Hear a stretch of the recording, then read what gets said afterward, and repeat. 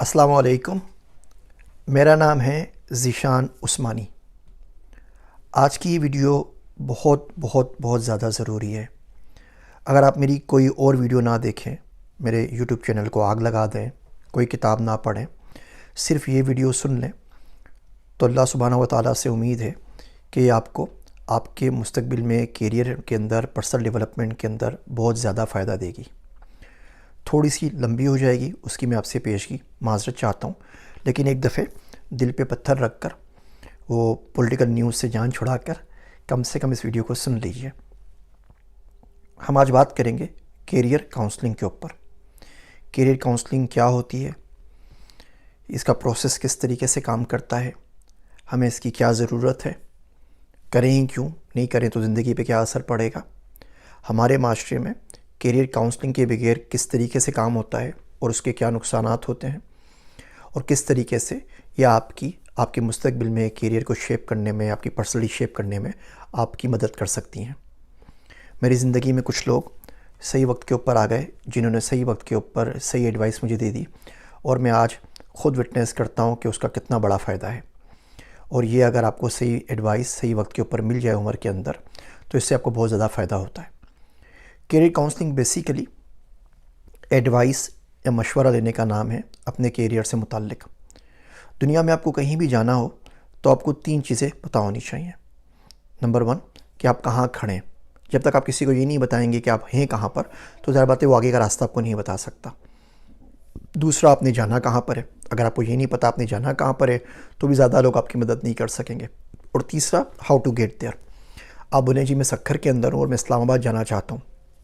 अब किसी भी बंदे से आप पूछ लें तो आप सर्च कर देगा कि ठीक है आप सक्खर एक्सप्रेस में चले जाएं, वो आपको कराची तक ले जाएगी, या कराची से मिसाल के तौर पर लाहौर आपने जाना है तो आप बहाउद्दीन ज़िक्रिया एक्सप्रेस में चले जाएं, वहाँ से आप बस पकड़ के इस्लामाबाद आगे चले जाएं, या फ़लाँ ट्रेन है वो इस्लामाबाद तक जाती है। अच्छा आप जहाज़ में चले जाएं, अच्छा आप साइकिल पे चले जाइए, अच्छा आप मोटरसाइकिल पे चले जाइए, आप लारी अड्डा से बस पकड़ लीजिए। बहुत सारे रास्ते आपको बता सकता है। लेकिन अगर आप किसी से पूछें कि भाई मैं सक्खर में हूँ लेकिन मुझे पता नहीं जाना कहाँ पर है, मुझे रास्ता बता दो, तो आपसे यही पूछेगा ना कि आप रास्ता कहाँ का पूछ रहे हैं, तो बताइए। आप किसी को फ़ोन करें और बोले मैं इस्लामाबाद जाना चाहता हूँ लेकिन मुझे ये नहीं पता इस वक्त मैं कहाँ खड़ा हुआ हूँ, तो ज़्यादा वो भी रास्ता नहीं बता सकेगा। तो सबसे पहले आपको ये मालूम होना चाहिए कि आप हैं कहाँ पर, आपने जाना कहाँ पर है, और then how to get there, वो फिर उसमें आपको बताया जा सकता है। हमारे माशरे में इसके ऊपर काम नहीं होता। हम दुनिया की हर चीज़ में एडवाइस लेते हैं सिवाय करियर काउंसलिंग में और एजुकेशन के लिए। आप कैमरा ख़रीदते हैं ना, तो 4 लोगों से फेसबुक पे पूछ लेते हैं भाई कौन सा कैमरा लूँ, किसका लेंस अच्छा है, कौन सा सस्ता है, कौन सा इकोनॉमिकल है, कौन सा मेरे लिए स्टार्टर के लिए बिल्कुल ठीक रहेगा कि पॉइंट ऑफ शूट कैमरा ले सकूं। आप मोबाइल फ़ोन लेते हैं तो 20 लोगों से पूछते हैं। आप कहीं शादी करते हैं तो 50 लोगों से पूछते हैं कि यहाँ पे शादी करनी चाहिए, लड़का अच्छा है या नहीं है, लड़की अच्छी है नहीं है। लिंक्डइन पे जाके उनके दोस्तों से पूछ लेते हैं लड़के के बारे में, मोहल्ले वालों से, रिश्तेदारों से, पता नहीं क्यूलीग से, किस किस से जाके नहीं पूछते। हर चीज़ में मालूमात करते हैं सिवाय इस पढ़ाई के और करियर के मामले में। हमारे पास बच्चे करियर चूज़ करते हैं, फैमिली ने कह दिया, अम्मी अब्बा ने बोला ये कर लो, डॉक्टर बन जाओ, इंजीनियर बन जाओ, इलेक्ट्रिकल में इंजीनियरिंग में आ जाओ, और बंदा इलेक्ट्रिकल इंजीनियरिंग में आ जाता है। इसमें आपको लतीफ़ा सुनाता हूँ। एक बंदा था, वो केले बेच रहा था, अच्छा खासा पढ़ा लिखा था। किसी ने उससे पूछा कि क्या कर रहे हो, तो उसने बोला बचपन मेरे अब्बू बोलते थे कि पढ़ लो मैट्रिक कर लो, अगर मैट्रिक नहीं करोगे तो केले बेचोगे। तो मैंने मैट्रिक कर लिया। जब मैट्रिक कर लिया तो मैं अपने अब्बा के पास गया, तो अब्बा ने बोला कि भाई आजकल तो लोग ज़्यादा पढ़ते हैं, इंटरमीडिएट कर लो, अगर इंटरमीडिएट नहीं किया ना तो केले बेचोगे। तो फिर मैंने इंटरमीडिएट कर लिया। फिर अब्बा ने बोला कि देखो भाई बैचलर्स तो करना है, आजकल टेलीकॉम इंजीनियर सारे के सारे बन रहे हैं, तो तुम फास्ट से नस से कहीं से टेलीकॉम इंजीनियर की जॉब कर लो, वरना तुम केले बेचोगे। तो कह रहा मैंने बैचलर्स कर लिया टेलीकॉम इंजीनियरिंग के अंदर, उसके बाद कोई भी जॉब नहीं मिली, तो फिर मैं केले बेच रहा हूँ। तो हमारे पास अब्बा नहीं मानेंगे, ये सबसे बड़ा है कि सर बेटा ये काम कर लो, नहीं सर अब्बा नहीं मानेंगे, सर अम्मा नहीं मानेंगे, सर ये जो काम करना है इस पर करना है। तुम करियर डिसीजंस देते हैं अब्बा अम्मा के कहने के ऊपर, दोस्तों के ऊपर कहने के ऊपर। सर मेरे 4 दोस्त थे, रूममेट थे, सब ने दाखिला लिया पंजाब यूनिवर्सिटी में कंप्यूटर साइंस में, तो मैंने भी साथ में दाखिला लिया। इंटरेस्ट मुझे कोई भी नहीं है, अभी भी मैं 5वें 6ठे सेमेस्टर के अंदर हूँ, 3 साल हो चुके हैं, मुझे नहीं पता मैं क्या कर रहा हूँ, बस मैं कर रहा हूँ। सर सब रिश्तेदारों ने बोला डॉक्टर बन जाओ, तो मैं डॉक्टर बन गया। और यकीन जानिए मुझे डॉक्टर बनना बिल्कुल पसंद नहीं है, मैं तो अभी अमेज़ोन के ऊपर बिज़नेस कर रहा हूँ। सर लोगों ने मुझे बोला कि तुम ऐसा करो कि तुम ना मैकेनिकल इंजीनियरिंग कर लो। मैं GIK गया, माँ बाप के पैसे बर्बाद करके मैकेनिकल इंजीनियर बन गया, लेकिन अभी मैं डिजिटल मार्केटिंग की एजेंसी चला रहा हूँ। तो कितने आपको लोग ज़िंदगी में मिलेंगे जिन्होंने पढ़ा कुछ और होता है, कर कुछ और रहे होते हैं। अब आप सोचें कि एक बच्चा जिसने एग्रीकल्चर में डिग्री ली है और वो फोटोग्राफी कर रहा है, अगर वो फिल्म के अंदर, फोटोग्राफी के अंदर से रिलेटेड किसी डिसिप्लिन के अंदर, मीडिया स्टडीज़ के अंदर कोई कर लेता डिग्री, तो उसको कितना ज़्यादा फ़ायदा होता। ये जो नुकसान आपका हो रहा है ना, आपको इसको कैलकुलेट करना चाहिए। हम थोड़ी सी कैलकुलेशन की हमारे अंदाजे के मुताबिक, जो आपके फॉर्मेटिव ईयर्स होते हैं 16 साल से 25 साल की उम्र के दरमियान, इसमें 1 साल अगर आप बगैर डायरेक्शन के काम करते हैं तो आपको 1.25 करोड़ रुपए का नुकसान है। 20-22 लाख रुपए तो आप यूनिवर्सिटी की फ़ीस भर रहे होते हैं। फिर आपने जो सही तालीम नहीं सीखी तो उसका जो अपॉर्चुनिटी लॉस होगा, आप सही जॉब नहीं कर सकेंगे। मिसाल के तौर पे आप दुनिया को जो कुछ आपने सीखना है वो आप 20 साल की उम्र में सीख लें, तो आगे फिर 70 साल की उम्र तक आप 50 साल तो पैसे बना सकते हैं ना। लेकिन अगर आप बैचलर्स 40 साल की उम्र में करें तो बाकी तो फिर 30 साल रह गए ना आखिरी कुछ काम करने के लिए। तो जितनी ज़्यादा स्किल्स, जितनी ज़्यादा नॉलेज आप अर्ली उम्र के अंदर सीख लेंगे, आगे पूरी ज़िंदगी आपके पास पड़ी हुई है उसको इंप्लीमेंट करने के लिए। और यहाँ अगर गलती करेंगे तो मसला करेंगे। इवन आप शादी भी कर लेते हैं ना और नहीं चलती तो आप 3-4 साल में तलाक दे देते हैं। आपने कोई बच्चा नहीं सुना होगा कि बोले सर जी मैं बैचलर्स में आया था, 3 साल तक मुझे समझ में नहीं आया, मैंने बैचलर्स को तलाक दे दी, मैं बैचलर्स वापस कर रहा हूँ। हम लोग बैचलर वापस नहीं करते। तो ये दफ़े साल ज़ाय हो गया। आपने ज़िंदगी में एक बीकॉम कर लिया, अब आप मास्टर्स का, पीएचडी का सोचेंगे।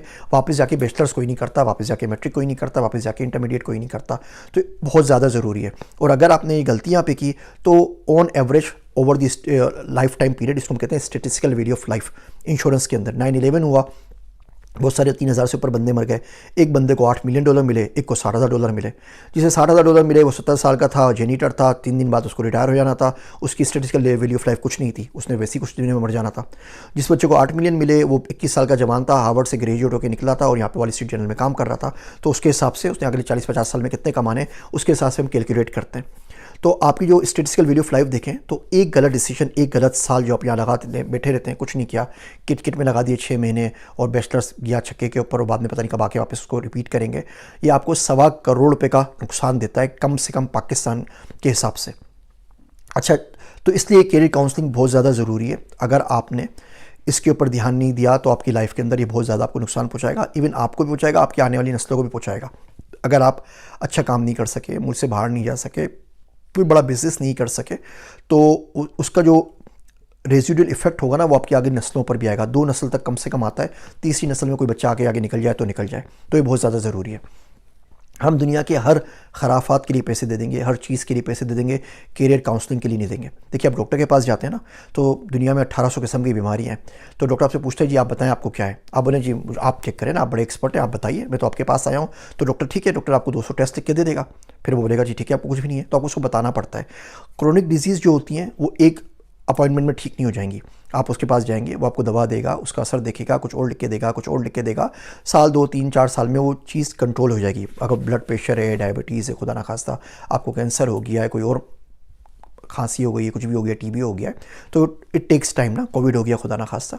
बिल्कुल इसी तरीके से जब आप कैरियर काउंसलिंग में आते हैं, किसी शख्स से बात करते हैं, तो सबसे पहले तो आप बताते हैं उसको कि आपने अभी तक क्या किया है।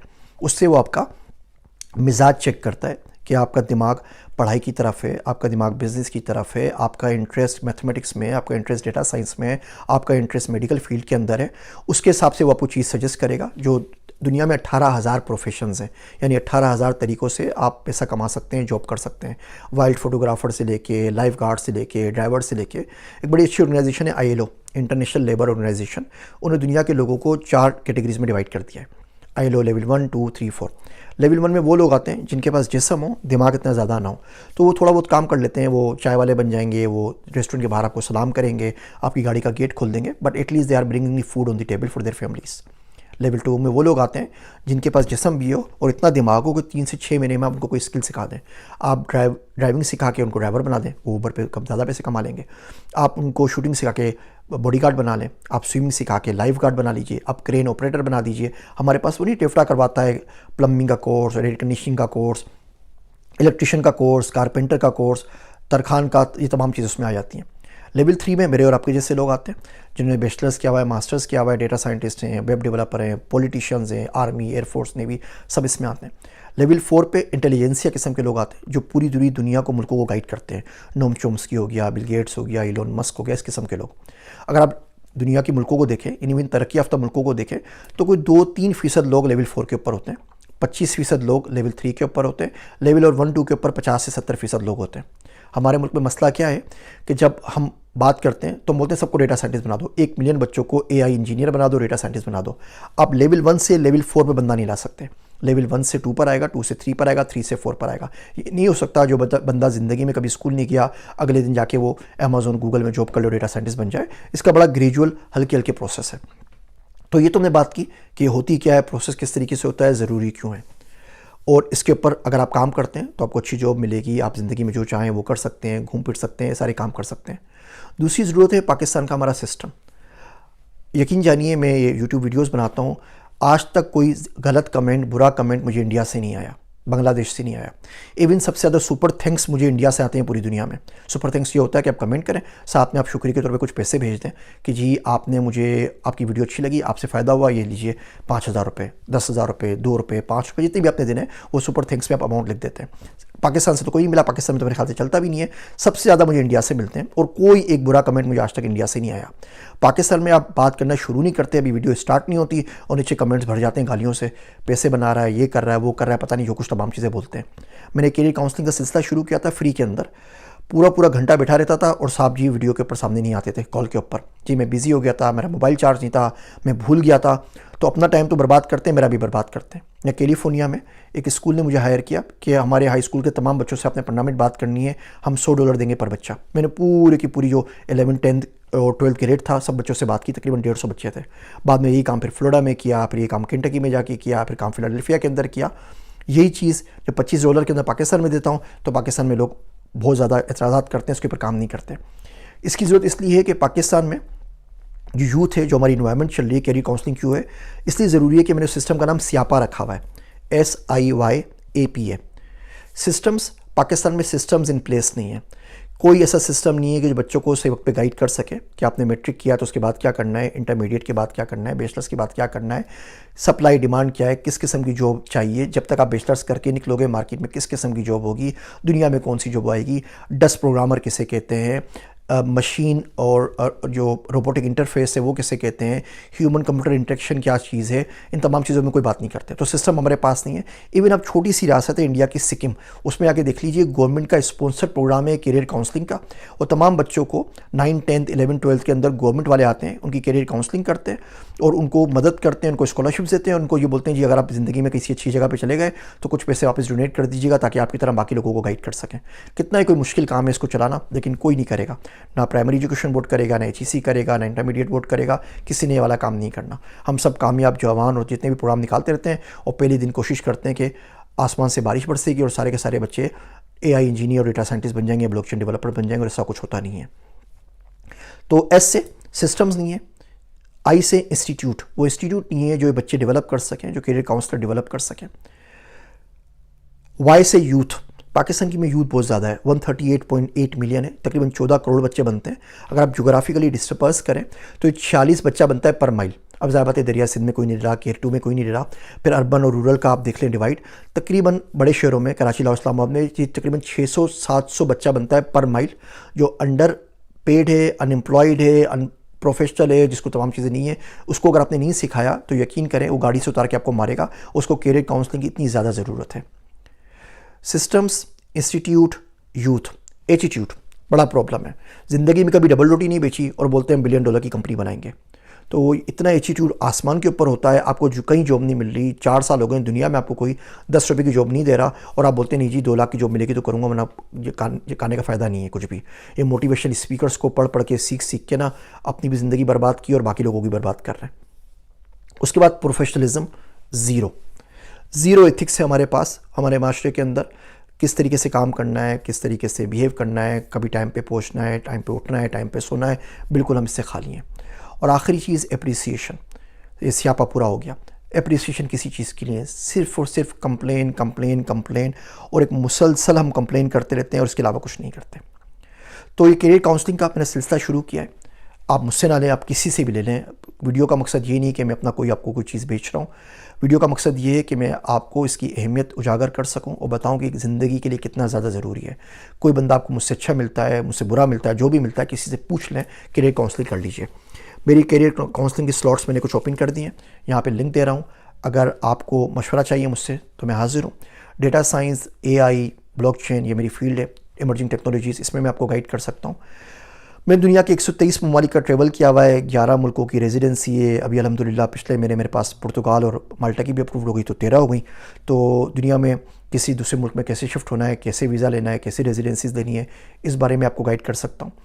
स्टार्टअप्स में जिस तरीके से एडवाइज़र्स वगैरह होते हैं, तो पर्सनल एडवाइज़र आपको चाहिए जो आपको कैरियर में कहीं स्टक हो गए, आगे बढ़ना है, आपका बिज़नेस है, आपका स्टार्टअप है और आपको उसको ग्लोबल लेके जाना है, उसके बारे में मैं आपको गाइड कर सकता हूँ। ये 3 मेरे मेन कोर एरियाज़ हैं।